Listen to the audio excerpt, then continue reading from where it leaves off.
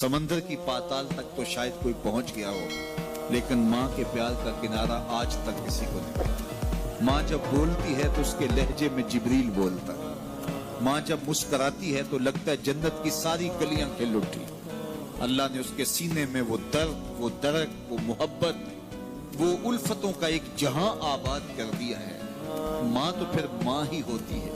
उसके सीने में रखा हुआ प्यार तो एक अजीब कायनात है।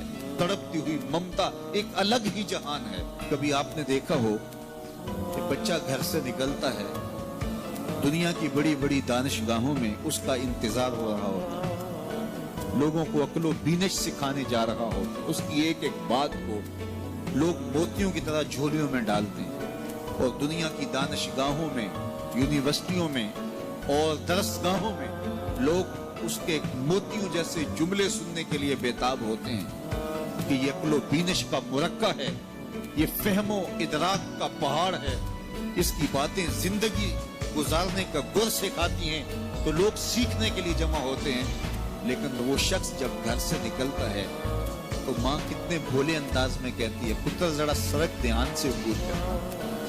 जो दुनिया को अक्लो बीनिश का सबक सिखाने जा रहा है, उसको ये भी नहीं पता कि सड़क कैसे अबूर करनी है। लेकिन माँ के प्यार का रूप है, ये माँ की मोहब्बत का तेवर है, ये उसकी उल्फत के रंग हैं। और जब तक बच्चा घर पलट नहीं आता, बेटा वापस नहीं पहुंच जाता, माँ के दिल में खटका रहता है और वसवास में रहती है और बेटे के लिए दुआएं मांगती रहती है कि मेरा बेटा खैर से घर पलट आए। माँ के सीने में इतना प्यार क्यों है? दुख झेल लेती है, तकलीफें गवारा कर लेती है।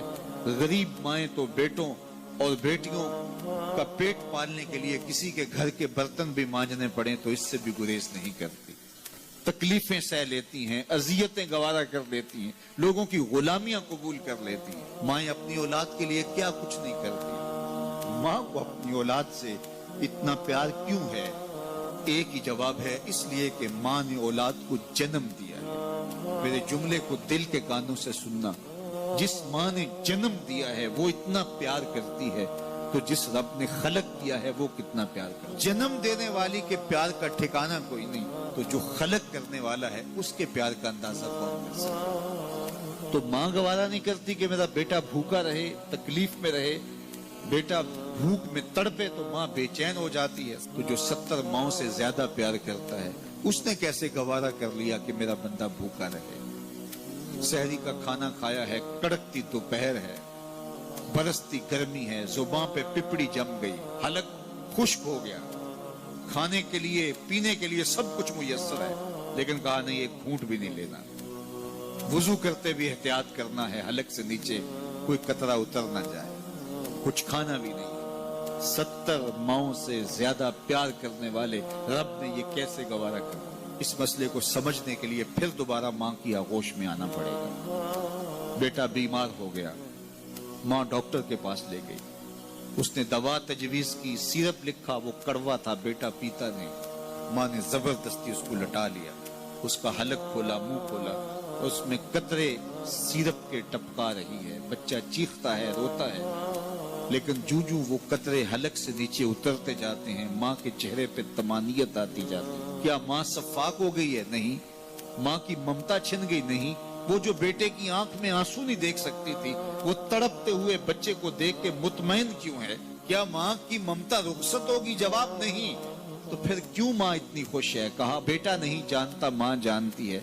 चंद लम्हों की तकलीफ है, कुछ लहजों की कड़वाहट और तलखी है, लेकिन ये सिरप जब मैदे में उतरेगा तो नतीजा शिफा की सूरत में बरामद होगा।